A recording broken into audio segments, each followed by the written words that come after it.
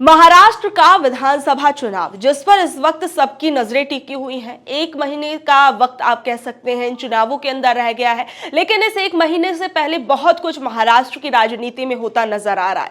ये वही महाराष्ट्र है जिस महाराष्ट्र और उत्तर प्रदेश की वजह से बीजेपी पार्टी लोकसभा के चुनावों में बहुमत से पीछे हो गई थी। उत्तर प्रदेश में एक बड़ी हार या कहें बहुत कम सीटों के साथ बीजेपी पार्टी उत्तर प्रदेश के अंदर आई और महाराष्ट्र के अंदर भी उसे पिछले लोकसभा चुनावों के मुकाबले बहुत कम सीटें मिली। और इस बार अब ये यहाँ का जो विधानसभा का चुनाव है वो बीजेपी पार्टी के लिए वाकई नाक का सवाल बना हुआ है। लेकिन क्या महाराष्ट्र के अंदर बीजेपी पार्टी के लिए इस बार का ये चुनाव क्या इतना आसान होने वाला है? क्योंकि लोकसभा चुनावों में महाराष्ट्र में बीजेपी को एक बड़ा नुकसान हुआ था। इस बीच में महाराष्ट्र के अंदर सबसे बड़ा सवाल ये भी है कि अगर बीजेपी पार्टी या उसके सहयोगी दल जीत भी जाते हैं तो मुख्यमंत्री कौन होगा? मुख्यमंत्री का चेहरा क्या एकनाथ शिंदे फिर एक बार होंगे या फिर उनकी जगह पर बीजेपी पार्टी का कोई चेहरा जो है वो मुख्यमंत्री बनाया जाएगा? लेकिन उससे पहले भी सबसे बड़ी चीज तो ये है कि सीट शेयरिंग, जिस सीट शेयरिंग की बात की जा रही है कि बीजेपी पार्टी अपने सहयोगी दलों को कितनी सीट्स देने वाली है।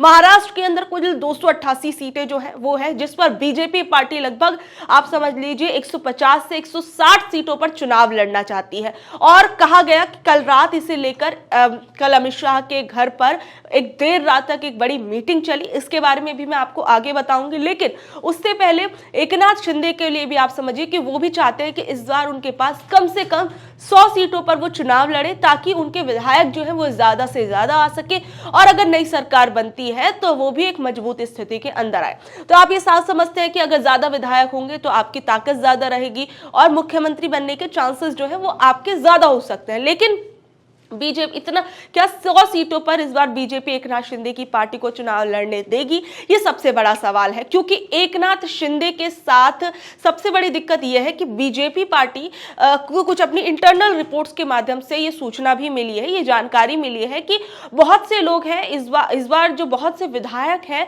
वो एकनाथ शिंदे और अजित पवार की पार्टी से ऐसे हैं कि अगर उन्हें टिकट दिया जाता है तो वो जीतकर नहीं आएंगे। इस वजह से बीजेपी पार्टी ऐसे लोगों को अपना टिकट नहीं देना चाहती है। कहें कि एकनाथ शिंदे के लोगों को टिकट और अजित पवार के लोगों को टिकट वो कम से कम देना चाहती है, जो ये कहा जा रहा है। ये एक इंटरनल रिपोर्ट जो है वो ये कहती है। लेकिन सबसे बड़ी चीज यहां पर यह है कि अगर एकनाथ शिंदे के लोगों को पहले ही एकनाथ शिंदे की पार्टी को अगर कम सीट्स दी जाएंगी और फिर उसके बाद उसमें भी कई लोग जीतेंगे, कुछ नहीं जीतेंगे, तो ये अपने आप में बड़ी परेशानी एकनाथ शिंदे के लिए हो जाएगी। आने वाले टर्म के लिए जो ये सोच रहे हैं कि दोबारा से वो मुख्यमंत्री बनाए जाएंगे तो उस पर भी प्रश्न चिन्ह खड़ा हो जाएगा। क्योंकि देखिए, जब इस बार मुख्यमंत्री जो पहले बीजेपी की तरफ से महाराष्ट्र के अंदर मुख्यमंत्री थे देवेंद्र फडणवीस, जो मुख्यमंत्री उन्हें हटाया गया, एकनाथ शिंदे को मुख्यमंत्री बनाया गया और देवेंद्र फडणवीस मुख्यमंत्री होने के बाद उन्हें उप मुख्यमंत्री के जगह पर बैठा दिया गया। तो ये कहीं ना कहीं एक बड़ी चीज है कि बीजेपी पार्टी ने अपनी सत्ता चलाने के लिए अपने इस ऐसे व्यक्ति को पीछे कर दिया जो अब तक मुख्यमंत्री पद पर था। और ये तमाम चीजें जो इस वक्त महाराष्ट्र की राजनीति के इर्द गिर्द घूम रही है। लेकिन अब जो कल मीटिंग हुई है, कल अमित शाह के घर पर एक मीटिंग हुई है सीट शेयरिंग को लेकर, ये पूरी की पूरी मीटिंग है और ये कहा गया कि आज हो सकता है कि जो जितने भी कैंडिडेट्स हैं आज की तारीख में उनका ऐलान हो जाए। कल भी कहा जा रहा था लेकिन आज भी चीज कही जा रही, तो इस चीज का सबको इंतजार है। लेकिन सबसे पहले आप देखिए कि जो सूत्रों के हवाले से बहुत सी ऐसी खबर आ रही है कि इस पूरे के पूरे सीट शेयरिंग का जो मामला है वो कहां तक पहुंचा है। सबसे पहले आप ये खबर देखिए कि 150 से ज्यादा सीटों पर चुनाव लड़ेगी बीजेपी। दिल्ली में 110 उम्मीदवारों की लिस्ट तय, चौंकाने वाले नाम सामने आए हैं। बीजेपी ने महाराष्ट्र के विधानसभा चुनावों के अंदर ज्यादा से ज्यादा सीटों पर जो चुनाव लड़ने का फैसला लिया है और इस खबर से आप समझ सकते हैं। और सबसे बड़ी चीज ये है कि जिन सीटों पर उम्मीदवारों के ऐलान बीजेपी करने वाली है, इस पूरी की पूरी प्रक्रिया के अंदर भी तेजी आ गई है। और बताया जा रहा है कि दिल्ली में बीजेपी की कोर कमेटी की बैठक में विधानसभा की 110 सीटों के लिए उम्मीदवारों पर मोहर लग गई है। उनमें पुणे की शिवजीत नगर, पार्वती, कोथरूड, पुणे कैंट सीट जो है वो शामिल है। ये भी समझा जा सकता है कि खड़कवासला के मौजूदा विधायक को फिर से मौका दिया जाएगा। इस बीच सूत्रों ने कहा है कि हालांकि बैठक में कस्बा और वडगांव शेरी निर्वाचन क्षेत्रों की उम्मीदवारी को लेकर अभी चर्चा हुई है, लेकिन अभी तक कोई निर्णय नहीं लिया गया है। अमित शाह के घर पर जो ये मीटिंग हुई थी, इस मीटिंग के अंदर प्रधानमंत्री नरेंद्र मोदी मौजूद रहे और उप मुख्यमंत्री देवेंद्र फडणवीस, प्रदेश के अध्यक्ष चंद्रशेखर बावनकुले, राजस्व मंत्री राधाकृष्ण विखे पाटिल, उच्च एवं तकनीकी शिक्षा मंत्री चंद्रकांता पाटिल, वन मंत्री सुधीर मुंगटीवार, वरिष्ठ नेता आशीष शेलार और अन्य नेता भी उपस्थित थे। इसके साथ साथ कहा गया कि इस बैठक के अंदर एकनाथ शिंदे, शिवसेना, अजीत पवार, एनसीपी की और भाजपा के बहुत से नेता जो थे वो शामिल थे। और अमित शाह के साथ जो ये सीट शेयरिंग का पूरा मंथन हुआ है, इसके अंदर ये लगभग 2:30 बजे तक आप समझ लीजिए बैठक चली और सूत्रों के मुताबिक बीजेपी आज जो है वो अपनी पहली लिस्ट में 107 उम्मीदवारों के नामों का ऐलान कर सकती है। झारखंड को भी लेकर इसमें बातचीत की गई है। झारखंड के अंदर किस किस तरीके से कितनी सीटें जो है वो सहयोगी दलों को दी जाएंगी, ये भी अपने आप में अभी बड़ा सवाल बना हुआ है। इसको लेकर भी कल यहां पर चर्चा हुई। देखिए, अभी हाल फिलहाल में अमित शाह और देवेंद्र फडणवीस, इन दोनों के ऐसे ऐसे बयान सामने आए जो अपने आप में काफी सोचने वाले बयान हो सकते हैं, आपस में क्रॉस करने वाले भी आप समझ सकते हैं कि बयान हो सकते हैं। देवेंद्र फडणवीस ने अपने एक बयान में कहा था कि अगर दूसरी बार सरकार बनती है तो उसमें एकनाथ शिंदे जो है वो मुख्यमंत्री होंगे। महायुति का सीएम चेहरा एकनाथ शिंदे, देवेंद्र फडणवीस ने ये इशारा किया हो सकते हैं। और लेकिन वहीं अगर आप अमित शाह को देखेंगे, अमित शाह के एक बयान को देखेंगे, तो कहीं ना कहीं इस बार आपको लगेगा कि अमित शाह जो एकनाथ शिंदे को आग दिखाते हुए नजर आ रहे हैं और कह रहे हैं, वो एहसान याद दिला रहे हैं कि देखिए हमारे पास ज्यादा विधायक थे, उसके बावजूद हमने आपकी पार्टी का मुख्यमंत्री चुना, आपको मुख्यमंत्री चुना। और इसको लेकर बाकायदा अमित शाह ने एक बयान दिया जो अपने आप में कह सकते कि राजनीतिक गलियारों के अंदर एक हॉट टॉपिक बन गया, जिस पर चर्चाएं होने लगी।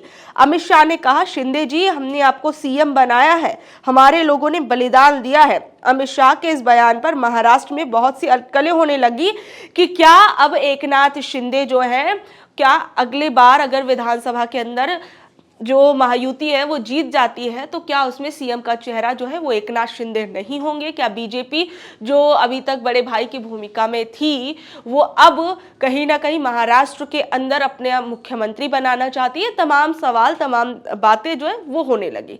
लेकिन अगर देखिए, जहां ये पूरी की पूरी हलचल जो है अभी महायुति के खेमे से सामने आ रही है, वही थोड़ी बहुत खटपट की खबरें जो है वो महाविकास अघाड़ी से भी निकल कर आ रही है। लेकिन जिस मुकाबले में महायुति से निकल कर आ रही है, उस लेवल पे आप देख सकते हैं कि अभी इंडिया गठबंधन में उतनी खबरें निकलकर सामने नहीं आ रही कि सीटों पे इस कदर पेच फंसा हुआ है कि बयानबाजियां हो रही है, मुख्यमंत्री कौन होगा इसको लेकर चर्चाएं हो रही हैं।